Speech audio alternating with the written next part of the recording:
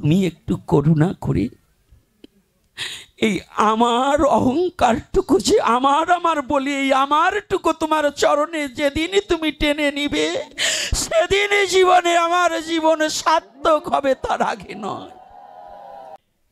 আপনাদেরকে যে কথাটা আমি বারংবার বলছি, এখনো বলছি, প্রত্যেকটা জায়গায় আমি কোনো দল মত নির্বিশেষে, অনেকে জানে, অনেকে কথা বলছে যে আমি রাজনৈতিক কথা বলি, অমুক তমুক। আমি কোনো রাজনীতি কথা বলি না, কারণ আমার বাপও দাঁড়ায়নি, ও শেখ হাসিনাও আমার মা না, খালেদা জিও আমার মাসি না, আর ওই জামাতি ইসলামের আমার বাবা না, আবার সবাই আমার আপনজন। যদি আমার সনাতনের পক্ষে, আমার সনাতনের এই লাঞ্ছিত, গঞ্জিত এবং নিপীড়িত জাতিকে যদি আশ্রয় দান করে, এদের যদি এই সম্পত্তি থেকে বিতাড়িত না করে, যদি সনাতনী জাতি নিশ্চিন্তায় যে ঘুমাবার দেবে, আমি তার সাথে সম্বন্ধ স্থাপন করে তাকে বাবার শ্রদ্ধায় ভালোবাসবো। কোনো গ্রামে যদি কোনো সনাতনীদের মধ্যে কোনো দ্বিধা দ্বন্দ্ব থাকে, বর্ণ বিভেদ থাকে, কোনো বর্ণাবর্ণী থাকে, এগুলোকে ভুলে গিয়ে সবাই এক হতে হবে। সবাই একতা হয়ে সমস্ত মনের হিংসাকে দূরীভূত করে দিয়ে ভজনের একটাই হচ্ছে অহিংসা পরম ধর্ম। তাই নিজের জাতির প্রতি যদি তোমার হিংসা থাকে, তাহলে তুমি ধার্মিক কোনোদিন হতে পারবে না।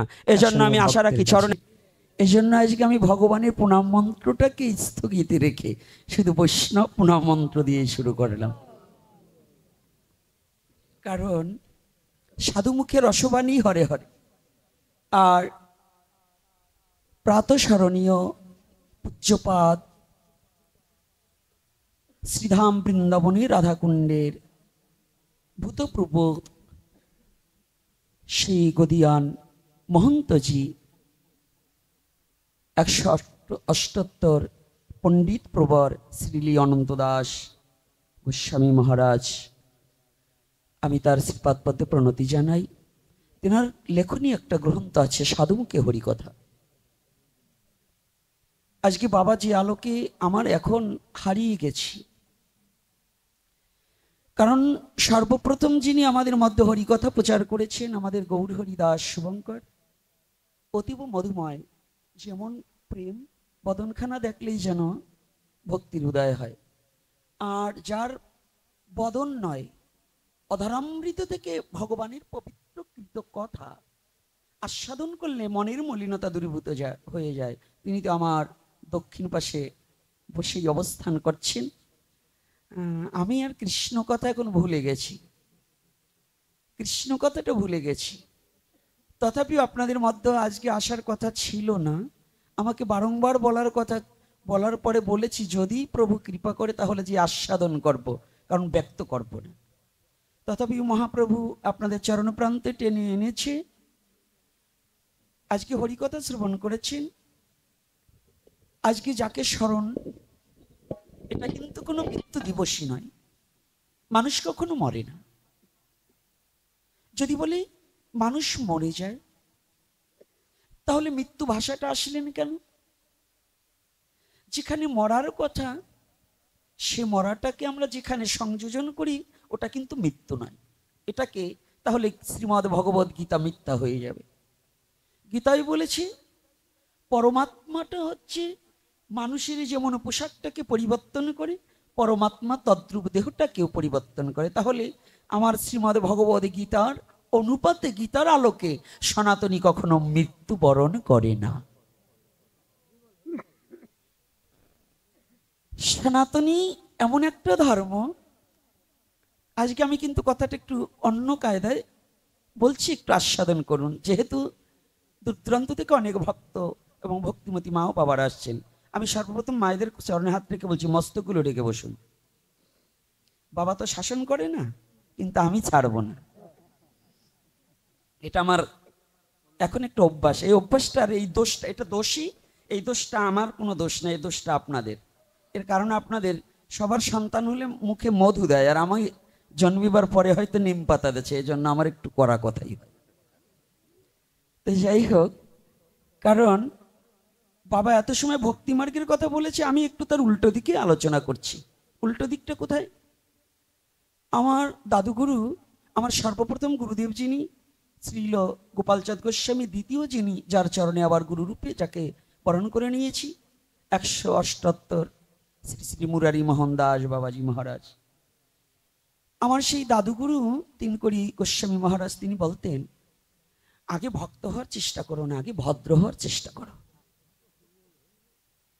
তুমি আগে ভক্ত হবে, তোমার পাত্রটা যদি পরিত্যাগী, পাত্রটা যদি পবিত্র না থাকে, আর পাত্রটা যদি তোমার পরিষ্কার না থাকে, যত মূল্যবান বস্তুই সেই পাত্রে রাখা হোক না কেন, সেই পাত্রের গুণে মূল্যবান বস্তু অনাদরীয় হয়ে যাবে, আদরের সহিত কেউ গ্রহণ করবে না। তাহলে যদি সেটা হয়, ওনার একটাই কথা ছিল যে আগে ভক্ত হতে চেষ্টা করো না, আগে ভদ্র হতে চেষ্টা করো। আর তুমি যদি ভদ্র হতে পারো না,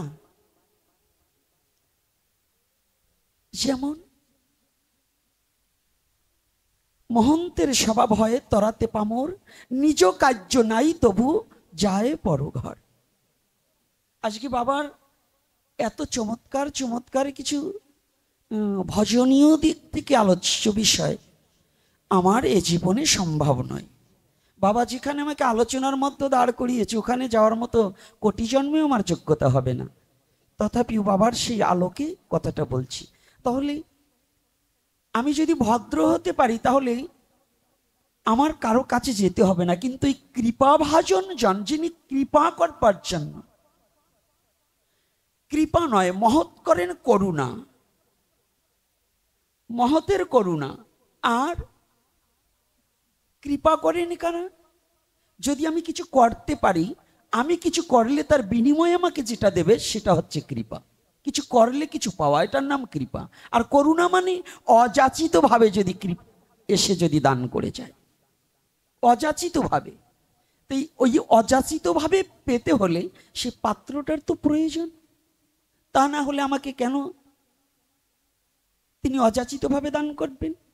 আমার মহাপ্রভু, আমার কি যোগ্যতা আছে? একটা জিনিস বাবা বারংবার বলেছেন, যে সমর্পিত।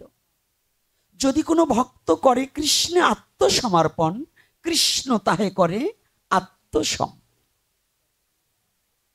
সনাতন ধর্মের ভজনীয় ধারার এই একটাই পথ। এত কিছু তন্ত্রমন্ত্রে কখনো ভগবানকে পাওয়া যায় না। যাগ যজ্ঞ আদি হোম ব্রত করে ভগবানকে কোনো কালে কেউ কোনোদিন পায়নি, তাহলে ওটা কেন?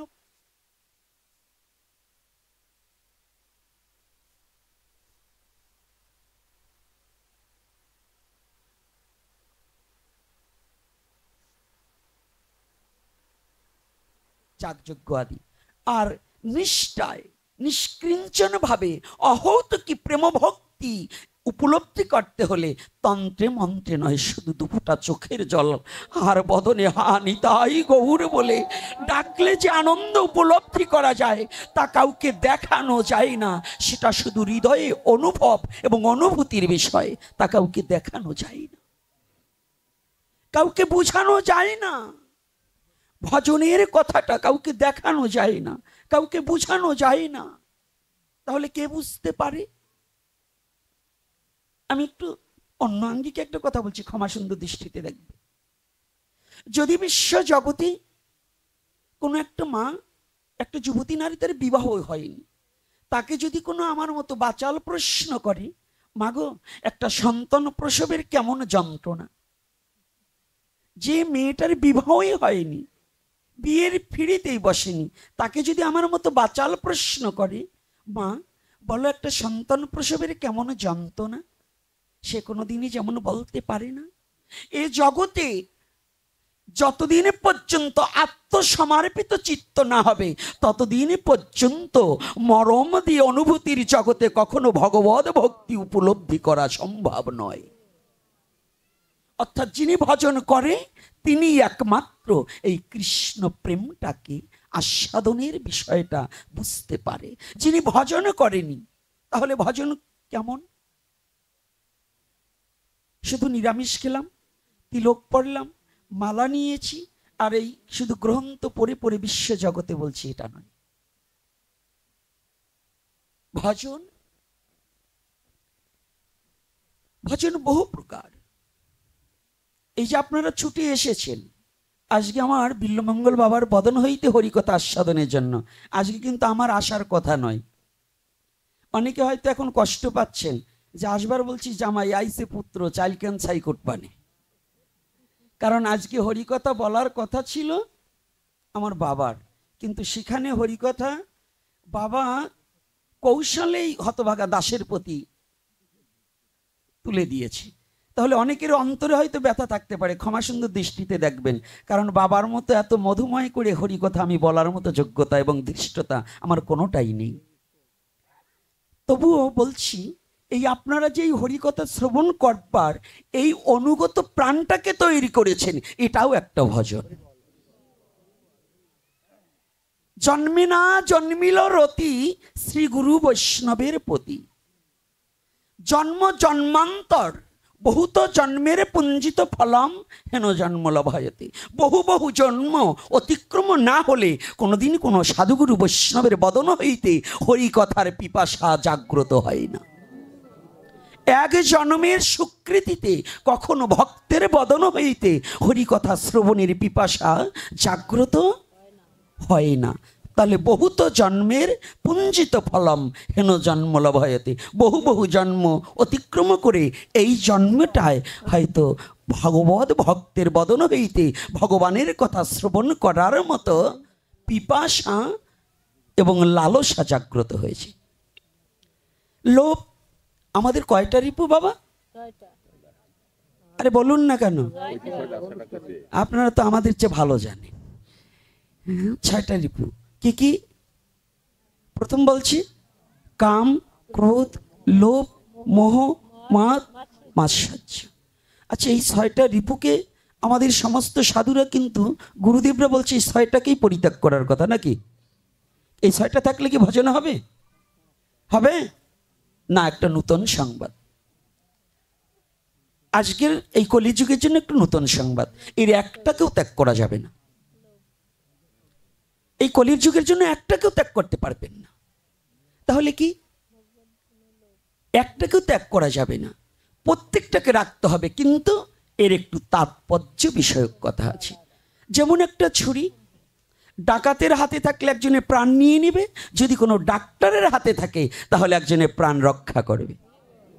রাধে রাধে। তো কাম হচ্ছে এমন একটা জিনিস, এই কাম যদি মানুষের হৃদয়ে না থাকে সে মানুষ কখনো হাঁটতে চলতে পারে না।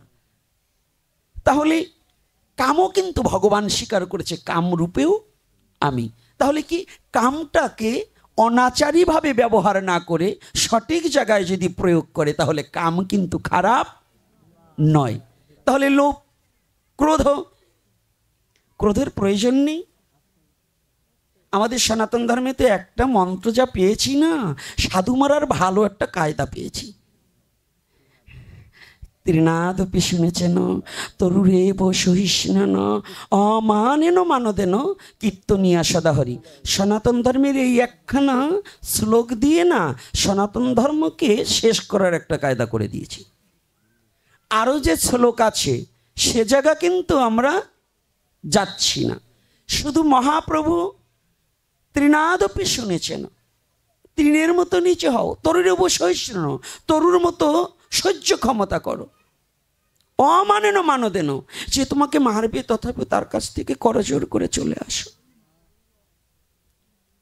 যুব সমাজ একটু ভালো করে আমার কথাটা শুনবে। আজকে আমি কিন্তু একটু এই 6টা রিপু একটু ব্যতিক্রম করে আলোচনা করছি, বাবা যেন আমার প্রতি কষ্ট নেয় না। কি আলোচনা একটু করবো না করবো না? ক্ষুধা লাগছে নাকি? হ্যাঁ, আলোচনা আর একটু করবো। আরে আমি 2টোর সময় আসছি, তখনও দেখি ভক্ত আসে। ক্ষুদে লাগলেও তো আজকে বাইসে বেছে, যারা পরে আসছে তাকে পরে খেতে দেবো। কথাটা বোঝেন? কারণ পিপাসিত চিত্তে খুঁজতে হয় খাবার। খাবার এক জায়গায় আছে, কিন্তু যার পিপাসাটা তার তো খুঁজে নিতে হবে। তা আপনারা ভক্ত, কখন বাবা আসবে তার আগে তো আপনাদের এসে পিপাসিত চিত্ত নিয়ে বসে থাকতে হবে। মাছ আসছে তারপরে ভেসাল পাততে হবে এটা না তো, ভেসাল আগে পেতে রাখতে হবে। মাছ যখন আসবে তখনই ভেসালে ঢুকে যাবে। হ্যাঁ, তাহলে আমরা ভক্ত হয়েছি মাছ যখন আসবে তখন, পাঠক কখন আসবে তখন আসবো। কিন্তু না, নিয়মটা হচ্ছে পাঠক আসার আগে আমার ভক্তির আসনটা পেতে দিয়ে বসে থাকতে হবে। কেননা এই পাঠের সর্বপ্রথম শ্রীল সুখদেব গোস্বামী আগে আসেনি, আগে এসেছিলেন মহারাজ পরীক্ষিত। মহারাজ পরীক্ষিত বসেছিলেন কোন দিক দিয়ে আসবেন, কে আমার মনের এই জীবনে জিজ্ঞাসাটার উত্তরটা দিতে পারেন, আমি কার কাছে জীবনে জিজ্ঞাসাটা করবে। তাহলে আজকে যদি মনে করেন রামপদর বাড়ি, এটা নয়, এটা হরিদ্বার ব্রহ্মকুণ্ড সরস্বতী নদীর পার।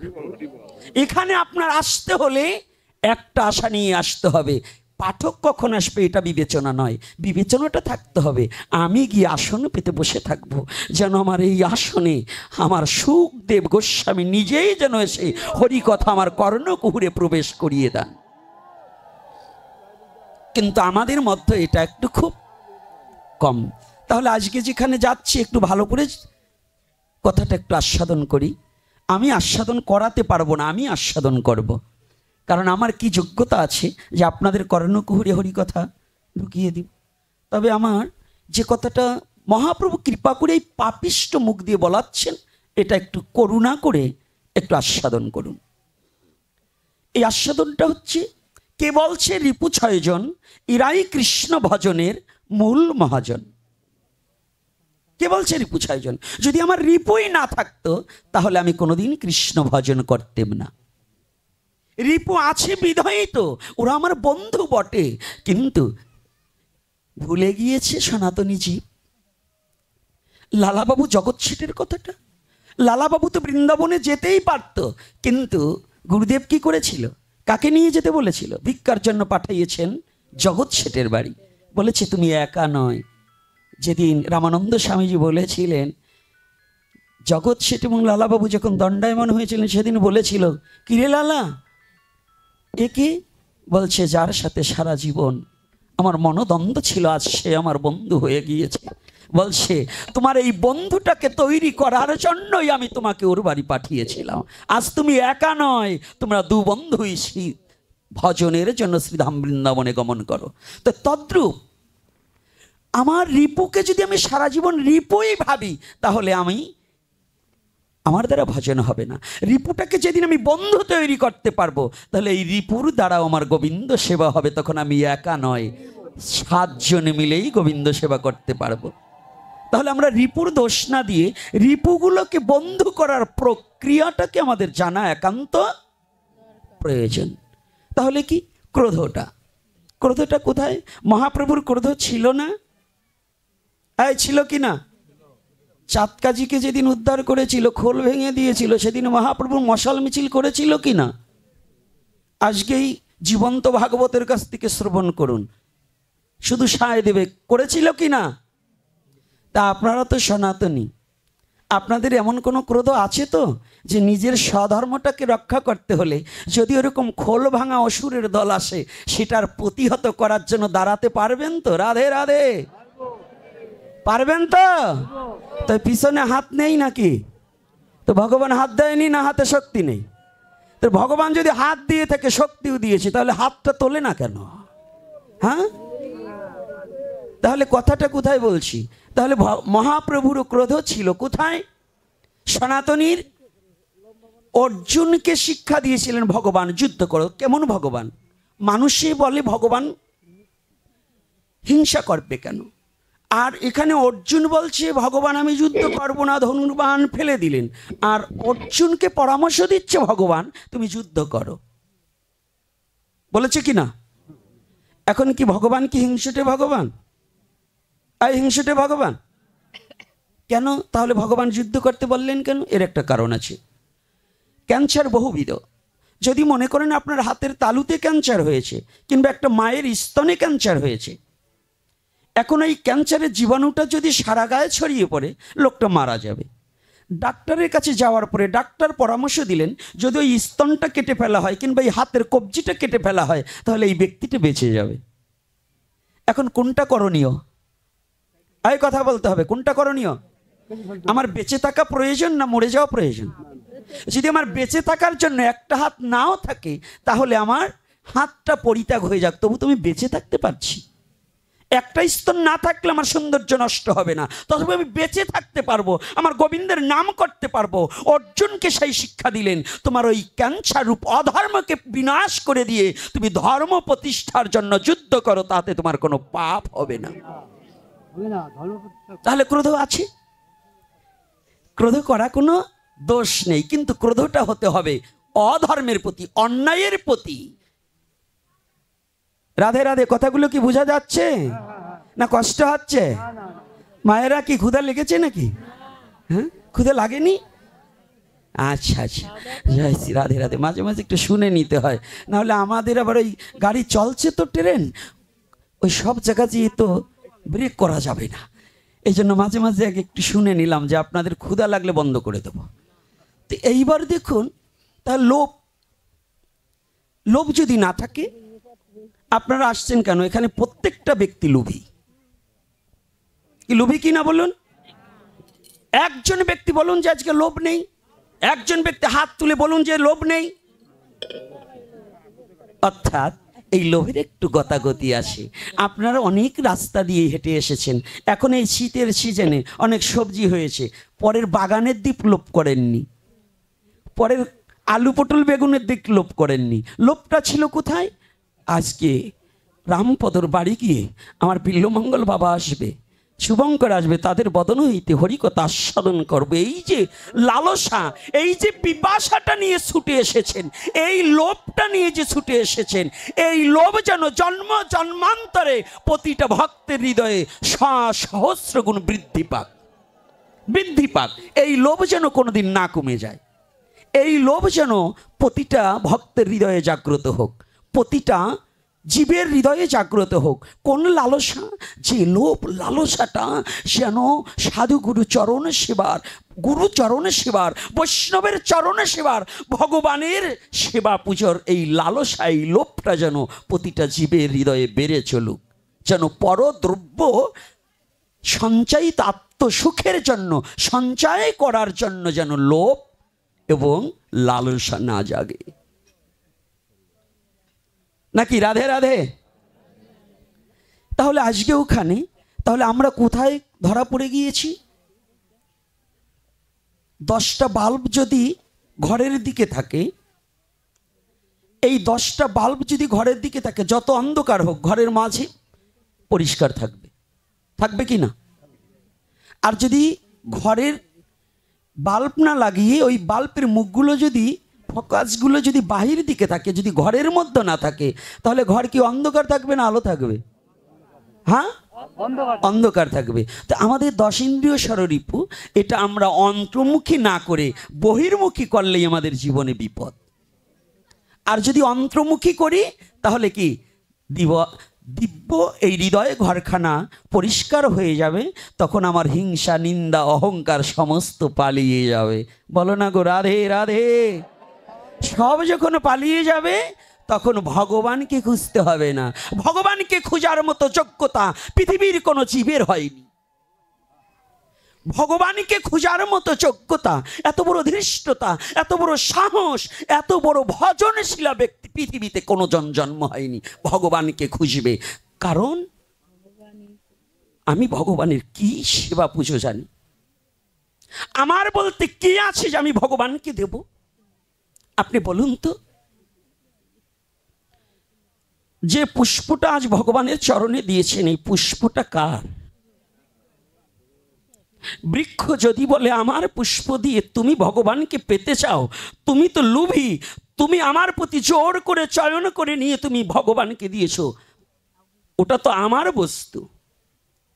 তুলসী যদি, পত্রটা আপনি চয়ন করে এনেছেন, তুলসী যদি বলে ওটা তো আমার, তুমি কি দিয়েছো? তুমি ভগবানকে পেতে চাও? তোমার কি আছে? তুমি কি দিয়েছো? যে জল গুণ্ডুস দিয়েছ, গঙ্গা দেবী যদি বলে তুমি কাকে দিয়েছ, ওটা তো আমার। ভগবান বললেন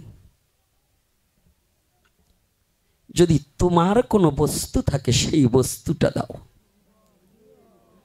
শুদ্ধ ভক্ত বললেন তাহা নয় প্রভু, তুমি যে কথাটা বলেছ সেটাও নয়। কেননা আমি যে বদনে হা কৃষ্ণ বলবো, এই বদনখানাও তো তোমার দেওয়া।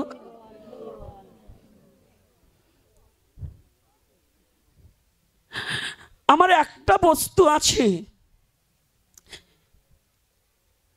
সে বস্তুটার কথা একটু পরে বলছি। তুমি যে নয়ন ভরে, আমরা সমস্ত জীব জানি ভগবান মন তুলসী আর নয়নের জলে সন্তুষ্ট থাকে। এই নয়ন দুটোও তো আমার গোবিন্দের দেওয়া। এই নয়ন দুটো কার? নয়ন দুটো আমার গোবিন্দের। তো হা কৃষ্ণ বলে যে কাঁদবো, এই নয়ন দুটো গোবিন্দের। জল তো নয়নের জল আমার গোবিন্দের, আমার বলতে কি আছে? শুদ্ধ নিষ্কিঞ্চন ভক্ত বললেন, প্রভু আমি যে নয়নে কাঁদবো, আমি যে তোমার বদন দেখার আকাঙ্ক্ষা করব, তোমার চরণ দর্শনের আকাঙ্ক্ষা করব, এই যোগ্যতাও আমার নেই। সবই তো তোমার। তবে একটা কথা বলি প্রভু, যদি তুমি কৃপা করে গ্রহণ করো, আমার একটা বস্তু আছে, সে বস্তুটা কি জানো? এই নয়নের জল তোমার, মনও তোমার, বদনও তোমার, কর্ণ তোমার, সবই তোমার। শুধু আমার একটু আছে অহংকার। আমার একটা জিনিস, আমার শুধু অহংকার।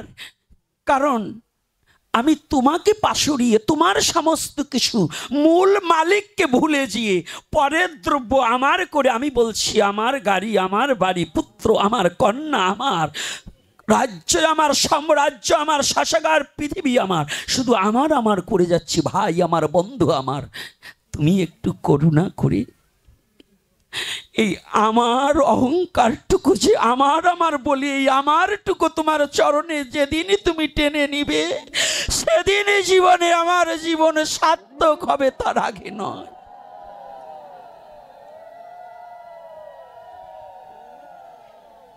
সেদিন আমার জীবনে সার্থক হবে, যেদিন আমার আমার জবে যাবে, তবে দেহ শুদ্ধ হবে। যতদিন আমার আছে ততদিন পর্যন্ত দেহ শুদ্ধ নয়। যেদিন আমার আমিত্ব তোমার স্বামিত্বতে মিশিয়ে দিতে পারবো, সেদিন হয়তো আমার এই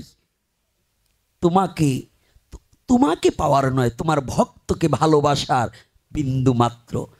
সর্বঘটে বিরাজমান সে, কোনো ঘট নয় খালি, কোনো ঘটে প্রস্ফুটিত, কোনো ঘটে কলি।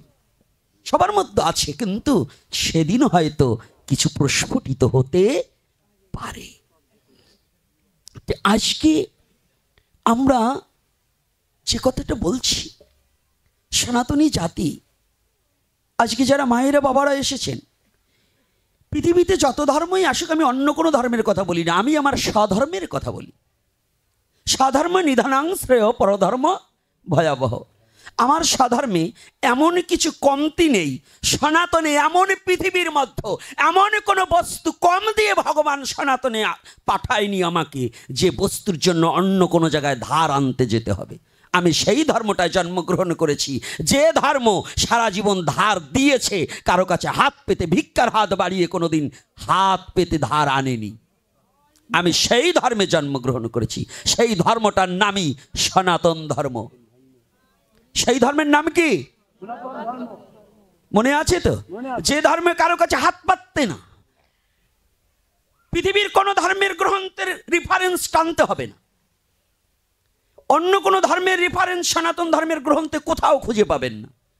আর যদি কোনো গ্রন্থে দেওয়া থাকে, বসবেন এই গ্রন্থ এই আমাদের মানব রচিত কোনো পণ্ডিতের, ওই যে মূর্খ পণ্ডিতদের কিছু কাজসাজি আছে, এটা কোনো ব্যাস কৃষ্ণ দ্বৈপায়ন বেদব্যাসের রচিত কোনো গ্রন্থ নয়, এবং আমার স্বরগোস্বামীর কোনো গ্রন্থ নয়, এটা জেনে রাখবেন। কারণ এখন তো বর্তমান আমাদের ওই যে মত পথের আর অবশেষ নেই।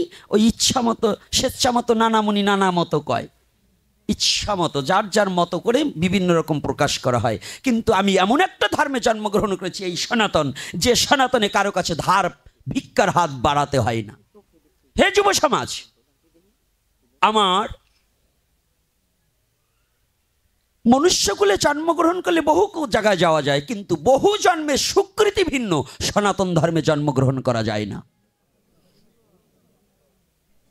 কথাটা কি কষ্ট হচ্ছে নাকি? হ্যাঁ, কষ্ট হচ্ছে। বহু জন্মের সুকৃতি না থাকলে সনাতন ধর্মে জন্মগ্রহণ করা যায় না। তাহলে এই সনাতনে জন্মগ্রহণ করে ওই যে শ্লোকখানা শিখেছেন, এই শ্লোকখানা সব জায়গায় প্রয়োগ করা যাবে না। কারণ আমাদের কবি দুজন, একজন জাতীয় কবি, একজন বিশ্বকবি, আরও অন্য কবি আছে, হ্যাঁ, কিন্তু জাতীয় কবি হচ্ছে কাজী নজরুল ইসলাম আর বিশ্বকবি হচ্ছে রবীন্দ্রনাথ ঠাকুর।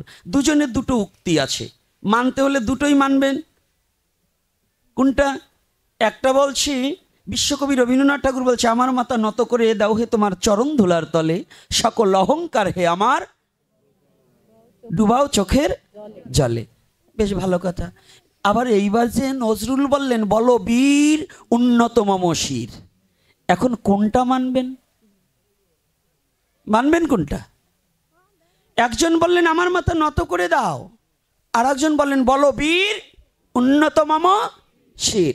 এখন মানবেন কোনটা? এই দুটো কথা যদি একজন ছেলে পড়ে, এখন ওই ছেলের মধ্যে সন্দেহ হবে না যে আমি কোনটা মানব? কি সন্দেহ হবে কি না? তাহলে সন্দেহের কোনো কারণ নেই। অর্থাৎ ক্ষেত্র গো বিভাগ যোগ, সনাতন ধর্মে বলছে ক্ষেত্র বুঝে ওই কথা প্রয়োগ করতে হবে। যদি ক্ষেত্র না বুঝে কথা প্রয়োগ করো, তাহলে সারা জীবন মার খেতে হবে, কোনোদিন তুমি মাথা উঁচু করে দাঁড়াতে পারবে না। বলছে কেন?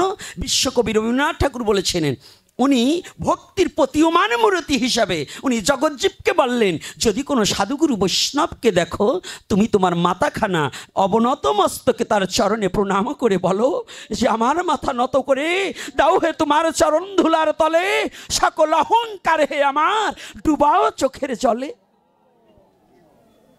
এটা একমাত্র গুণীজনের কাছে, সাধুজনের কাছে, বৈষ্ণবের কাছে, শ্রদ্ধাবানের কাছে তার চরণে মাথা নত করতে হবে। কিন্তু যখন আপনার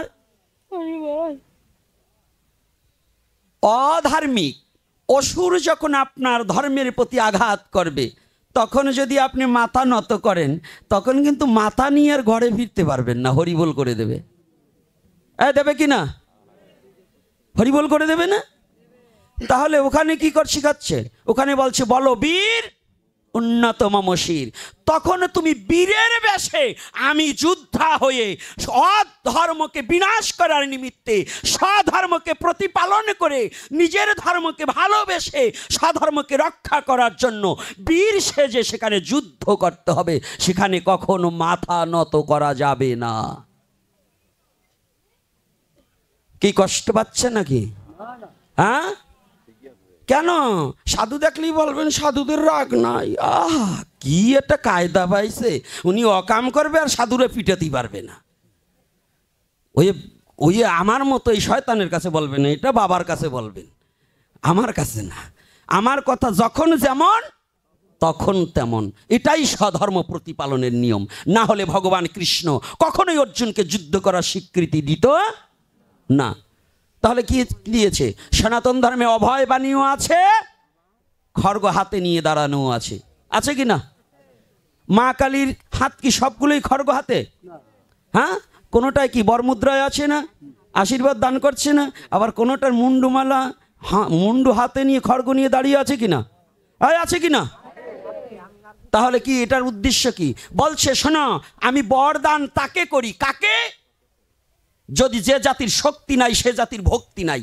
কিসের এত ভক্তি? হ্যাঁ, যে গরু খেতে পারে না, খৈল ভুসি খেতে হজম করতে পারে না, যার হাড় বেরিয়ে গেছে, ও নাঙ্গল জমাল চাল টানতে পারবে? তো সনাতনী জাতি শক্তি না থাকলে ভক্তি থাকবে না। আগে শক্তিমান হও। শক্তি যদি থাকে ভক্তি আসবে, আর যদি ভক্তি থাকে তাহলে তোমার মুক্তি আসবে। যদি শক্তি আর ভক্তি, যদি শক্তিবিহীন ভক্তিকে চাও, জীবনে কোনোদিন মুক্তি পাবে না, জীবনে কোনোদিন মুক্তি পাবে না। তাহলে শক্তি আর ভক্তি দুটোকেই যদি তুমি আয়ত্ত করতে পারো, শক্তি যেখানে প্রয়োগ করার দরকার শক্তিকে প্রয়োগ করবে, আর ভক্তিকে যেখানে প্রয়োগ করার দরকার তখন ভক্তি প্রয়োগ করবে। যদি এ দুটোকে পারো তবে তুমি সনাতনী, না হলে তুমি কাপুরুষ। আর কাপুরুষের সনাতন ধর্মে কোনো স্থান নাই। ওই আর মগা গরু নিয়ে কখনো কি হাল চাষ করছেন নাকি ওই কর্তারা? হ্যাঁ, ওই শক্তিবিহীন গরু নিয়ে হাল চাষ করা যায় নাকি? তাহলে শক্তি কত প্রকার? খালি গায়ে শক্তি থাকলে হবে না, মনোশক্তিরও প্রয়োজন আছে, আছে কি না? তাহলে দুটো শক্তি প্রয়োগ। আমি কিন্তু একটু আগেই বলছি বাবা বলবে ভক্তির কথা, আমি কিন্তু একটু ঘুরিয়ে দিলাম, একটু ঘুরিয়ে দিয়েছি। তাহলে আজকে আপনাদেরকে যে কথাটা আমি বারংবার বলছি, এখনো বলছি, প্রত্যেকটা জায়গায় আমি কোনো দল মত নির্বিশেষে, অনেকে জানে, অনেকে কথা বলছে যে আমি রাজনৈতিক কথা বলি অমুক তমুক। আমি কোনো রাজনীতি কথা বলি না, কারণ আমার বাপও দাঁড়ায়নি, ও শেখ হাসিনাও আমার মা না, খালেদা জিও আমার মাসি না, আর ওই জামাতি ইসলামের আমার বাবা না, আবার সবাই আমার আপনজন। যদি আমার সনাতনের পক্ষে, আমার সনাতনের এই লাঞ্ছিত গঞ্জিত এবং নিপীড়িত জাতিকে যদি আশ্রয় দান করে, এদের যদি এই সম্পত্তি থেকে বিতাড়িত না করে, যদি সনাতনী জাতি নিশ্চিন্তায় যে ঘুমাবার দেবে, আমি তার সাথে সম্বন্ধ স্থাপন করে তাকে বাবার শ্রদ্ধায় ভালোবাসবো। আর যে আমার সনাতনী জাতিকে, আমার মন্দির মসজিদ ভাঙবে, আমার মন্দিরকে ভাঙবে, আমার সনাতনীর প্রতি অত্যাচার করবে, আমার মা বোনদের ইজ্জত নিয়ে টানাটানি করবে, আমার বাড়ির কুকুরটাকে যতটুকু শ্রদ্ধা করি ওকেও আমি তাও করি না। কুকুরের চেয়ে ঘৃণার চোখে দেখি আমি তাকে, যে আমার স্বজাতিকে ঘৃণার চোখে দেখবে। এজন্য আমার কথা হচ্ছে, আমি কোনো দল মত কথা বলছি না। আপনারা সনাতনী যারা আছেন, আপনাদের একটা কথা জেনে রাখতে হবে, কেউ কোনো গ্রামে, এখন হচ্ছে 1 মিনিট আমি দুটো কথা বলেই আমি বিশ্রাম দেব, যে কোনো গ্রামে যদি কোনো সনাতনীদের মধ্যে কোনো দ্বিধা দ্বন্দ্ব থাকে, বর্ণবিভেদ থাকে, কোনো বর্ণাবর্ণী থাকে, এগুলোকে ভুলে গিয়ে সবাই এক হতে হবে। সবাই একতা হয়ে সমস্ত মনের হিংসাকে দূরীভূত করে দিয়ে ভজনের একটাই হচ্ছে অহিংসা পরম ধর্ম। তাই নিজের জাতির প্রতি যদি তোমার হিংসা থাকে তাহলে তুমি ধার্মিক কোনোদিন হতে পারবে না। এজন্য আমি আশা রাখি, চরণে হাত রেখে বলবো, সময় আর বেশি নেই, আজকে আমাদের সময় চলে গেছে। তারপরে বাবা যতটুকু দিচ্ছে একটু বাড়তি বলছি, আমি অনেক বাচাল মানুষ তো, তাই বেশি কথা বলছি। তবু আমি জানিয়ে দিতে চাই, আপনার প্রতিটা গ্রামের সমস্ত সনাতনী দল মত নির্বিশেষে যে যেভাবে ভজন করুক, ওটা আমি দেখব না। বহু মত বহু পথ, হিন্দু স্বার্থে একমত। কথাটা বোঝা গেছে? বহু মত বহু পথ, সনাতনের স্বার্থে একমত। আমরা সবাই সনাতনী। আপনারা সকলে আমার আলোচনায় যদি ব্যথা পেয়ে থাকেন, নিজে সন্তান রূপে ক্ষমা সুন্দর দৃষ্টিতে দেখবেন। আর সকলে যারা এসেছেন, প্রসাদের ব্যবস্থা আছে, প্রসাদ না পেয়ে কেউ যাবেন না। আর কৃপাপূর্বক আজকে যে বাড়িতে এসেছি, প্রার্থনা বাবা করেছে, আজকে সেই স্মরণসভা রামপদর বাবা এহলোক থেকে এবং মা পরলোকে গমন করিয়াছে, তাহাদের আত্মাটা যেখানেই যে অবস্থায় থাকুক না কেন, তোমরা যেন ভগবানের শ্রীপাদ পদ্মে পৌঁছাতে পারে, এই আশা ব্যক্ত করে আমার বচনভঙ্গিতে যদি ব্যথা পেয়ে থাকেন, নিজের সন্তান রূপে ক্ষমা সুন্দর দৃষ্টি দেখবেন। আজকের মতো আলোচনা এখানেই বিশ্রাম রাখছি। জয় জয় পরম দয়াল শ্রী গুরু নিতাই গৌর সীতানাথ পতি প্রেমানন্দে মান একবার হরি হরি বলো।